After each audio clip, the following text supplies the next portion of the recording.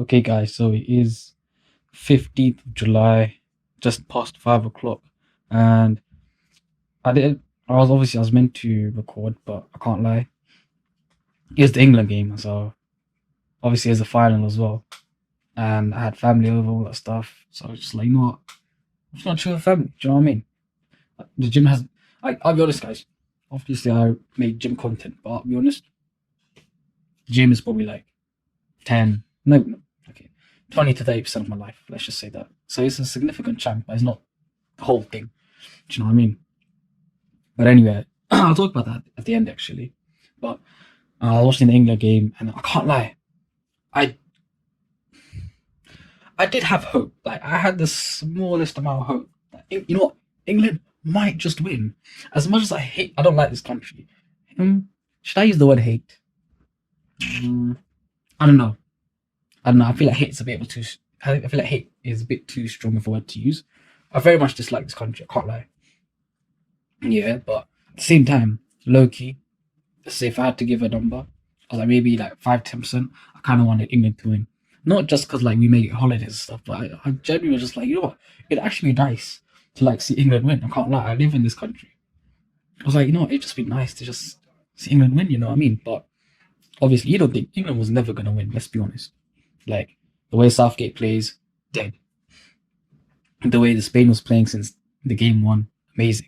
Do you know what I mean? Yamal, Nico, they're absolutely killing it. Do you know what I mean? Like you see the way they play, it's just like we're just gonna go for it. You know what I mean? We're not gonna hold back. We're not gonna sit. We're just gonna do what we need to do.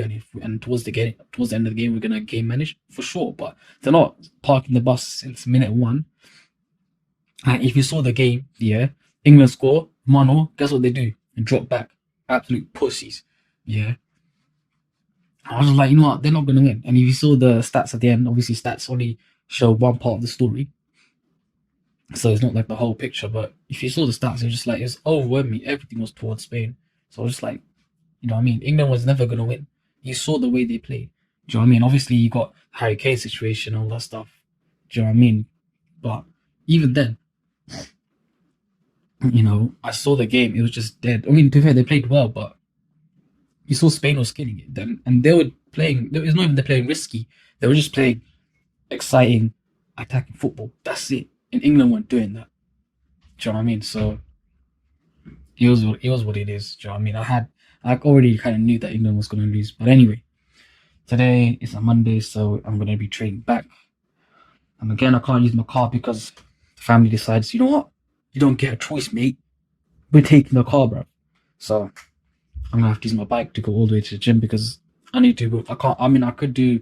Today it's raining outside, so I could go to the park. But it's like I kind of want to just do weighted pull-ups. I can't do that. Oh, actually, I might just do chin-ups. But anyway, I want to do that, so I can't really take some weight with me to the park. That's too long. I can't lie. And hopefully, and I need to meet my friend who's also in the gym who wants to like use my camera so I can record him. Don't know how I'm gonna do it. These batteries go in like 10 seconds, so I don't know how I'm gonna do it, but I'm gonna try and find a way. But yeah, so what's the pro? Let me try and find some pros in this situation. I'm using my bike. It's gonna take me about half an hour, maybe a bit longer to get there, but I consider it as cardio, so I could just get straight into training, which is not a bad thing. So even though it's incredibly annoying, and I would like to use my car, there's always some positive that I can take out of it, which is that I'm getting some cardio in. And yeah, so I'll see you guys in the gym. So if someone put a gun to my head and said, Jay, tell me how MKBHD has managed to amass over 18 million subscribers and become one of the most influential names in a $5.3 trillion industry, I'd probably say it was down to his multiple $50,000 camera rigs, his team of 13 employees, and his industry connections. But luckily, I haven't got a gun to my head because having given it some more thought, I would have been wrong. I actually think it's down to this. Alright, welcome to my first video. Now you might think that's ridiculous. What's his first video from 15 years ago got to do with anything? Well, I'm going to tell you, and to do that, here's him explaining why he uploaded it in the first place. I was in high school and I had to buy a laptop, and so I'd like watched every other YouTube video in the world on that laptop just because, like, you know, it's my allowance money. I might as well do the research. And so I got the laptop, and then I guess I found a couple features and a couple things about it that I didn't see in those other YouTube videos. And so the natural response for me, a kid who had watched a bunch of YouTube videos, was, oh, I guess I'll just make a YouTube video so that someone else who buys it knows. It's fair to say that today a lot of YouTube videos are made for the sake of making YouTube videos, which is why I think it's really important that his first video came to be because he simply made something he wished he could have watched. And if he wanted to watch it, there's a good chance other people would want to watch it too. Maybe not in the form that it initially took, but that would come. The important thing is that his channel was started with a genuine need he had, making it much more likely that eventually there would be an audience waiting for him. Now, you might be thinking, well, that was just fluke. He was just a 15-year-old kid uploading random videos onto the internet. And you'd be right, because that video wasn't part of some big master plan. And that's crucial. So thankfully in the early days, I didn't make any money and it didn't matter, which is pretty good, because this was the key. Is I was focusing on the videos so much that it was kind of a bonus when in year 3 or whatever it was, the partner program was born. The fact that he uploaded videos for 3 years before even the possibility of being paid came into existence shows he wasn't doing it to make money or to become a YouTuber, because being a YouTuber didn't even exist back then. And it wasn't like he was experiencing any crazy growth anyway. A few months after that first video, he uploaded this, explaining how grateful he was for getting to 100 uploads and for hitting 74 subscribers. 74 subscribers after 100 uploads. If that doesn't prove that he was just doing it because he just loved making videos about tech, then I don't know what will. And unfortunately, I just don't think that a lot of YouTubers today have that same mindset. Now, I swear I use this example in every video, but this is how many kids want to become YouTubers. And I want to emphasize one thing. The majority of those kids want to be YouTubers, not make YouTube videos. And that's a problem. Now, I'm not going to sit here and claim that I'm better than this. I'll admit it. I want to be a YouTuber because it's the coolest job in the world. YouTubers are the modern day rock stars. But I also want to be a YouTuber because I want to make videos that say something worth saying, that however small, have a bit of an impact. And that's clearly the case for MKBHD, because if he didn't have a genuine interest and purpose, there's no way he would have been able to upload 100 videos and only get 74 subscribers to show for it. To him, those 74 subscribers were merely a bonus, and this priority of goals made sure that his channel was built on solid foundations, which would eventually start to get some traction. This is Eric, and most of you will probably know who he is. Now, Eric has found himself in a slightly sticky situation recently, but let's just save that for another day, because before he overdosed on vanity metrics, he had a very interesting rise to fame. He grew 1 million subscribers in his first year on YouTube, ending with him abandoning himself on an island until he hit it. An impressive run. In contrast, MKBHD uploaded his first video on the 1st of January 2009 and didn't hit 1 million subscribers until the 15th of February 2014.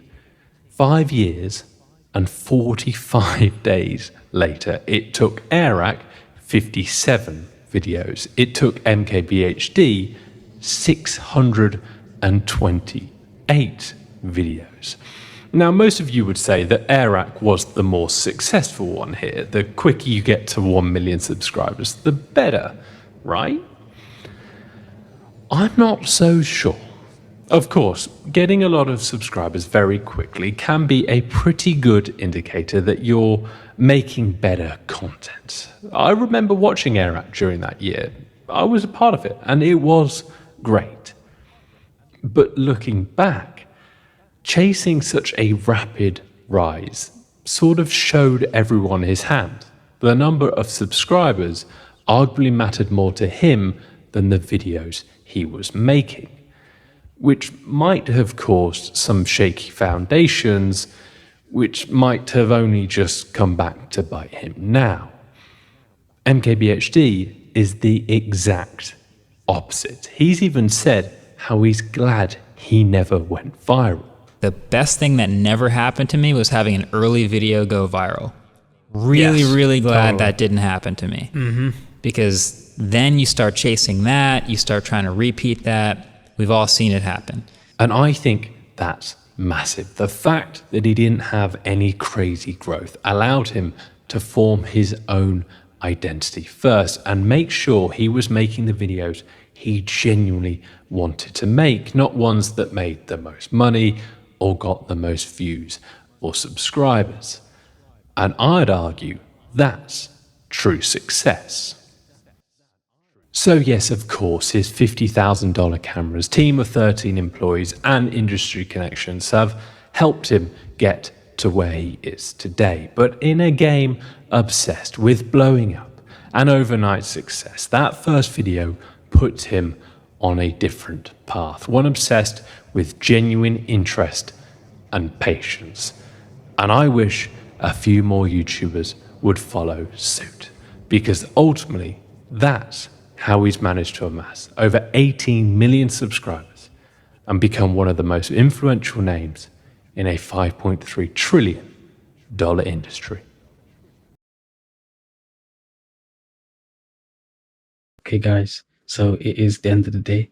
It's very late right now, so I have to talk pretty quietly. But came back and I can't lie. In terms of calisthenics and stuff, everything is slowly improving. My lifts are getting easier. Rack pulls are getting easier. Being able to do the neck curls and extensions are getting easier. Alhamdulillah, everything is getting easier. And I'll tell you, I think I know why it's getting easier, but I'll tell you guys that in a couple of days. I'll tell you guys that in a couple of days as to why I think it's easier. But as I was saying before, my camera decides to rudely turn off because it has no charge. Prick. But anyway, as I was saying, yeah, things are getting easier in terms of going to the gym. I've started to get used to doing like shortening my rest times, and I feel like that has improved my like cardiovascular health in some ways, improved my GPP in some ways, because I mean it's getting easier, right? So alhamdulillah for that. But I had to like cycle in the rain, but even then it's just like I'm chilling, man. Like this is alright. But anyway, cycle in the rain, can't lie, it's not that bad. It's a bit scarier sometimes, I can't lie. I thought I was going to fall and hit myself. But anyway, okay, let's go back to the actual point. What I was talking about at the beginning, about my gym life, or how I prioritize gym and whatnot. Like, I know, I feel like I've seen like on social media or certain areas of like gym, fitness, whatever you want to call it, where some people take it like a whole other extreme, where they think that going to the gym is like World War III or something, and then they're trying to, like, bro, it's literally just the gym. This is a contained environment where everyone is friendly and respectful to each other. I can't say for any other gyms, but my gym's pretty good, I can't lie. But it's literally just an environment where everything is pretty much how you want it to be. It's not like a life or death situation. So I don't know why people make gyms such a cringe thing. It's just like, you go in, yes, when you're there, work hard, of course, work hard, but go in, go out, that's it, and you pull some weights, and that's it. It's like, my whole thing is like, alhamdulillah, I have a life outside the gym. Some people, I don't know why, but once they go into gym, they just become a gym rat. I'm not saying that I guess I'm a gym rat in some ways. Like, I go gym every day. Obviously, I'm doing for content and stuff, but max, if I had to stay in the gym, it's probably 2 hours. I'm trying. Most of the time, it's an hour and a half. Can't lie. But the reason why it goes 2 hours because I'm just talking to people. I just like talking to people. That's just it. But I don't want to. Obviously, when I make my videos, there's always like a motivational speech or something behind it, just because it's like, trying to motivate you guys. In some ways.